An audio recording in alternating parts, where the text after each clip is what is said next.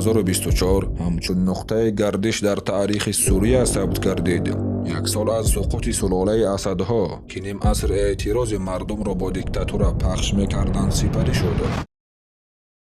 در برنامه امروزه ما دقت به احمد شرعه با نام پیشینش جولانی روانه می شود و درباره تاجیک هایی که در پهلوی او جنگ کرده در سرنگون ساختن رژیم اسد اشتراک داشتند، اینچنین درباره نقش و تأثیر آنها صحبت میکنیم. همچنین به نتیجه های یک سال آخر حکومت تحت رهبری شرعه نظر می اندازیم. اصلاحات داخلی، نوسازی نظام امنیتی، سرمایه گذاری های میلیون ها دلار از خارج و همزمان مشکلات موجود تنگی اقتصادی، خالگی های امنیتی، فشارهای منطقه‌ای و سناریوی احتمالی جنگ با اسرائیل. خلاصه سوریه در آستانه دوره نو قرار دارد. آن کدام راه را انتخاب میکند؟ پیشرفت یا باز یک لابیرینت سیاسی؟ یک جا بررسی میکنیم.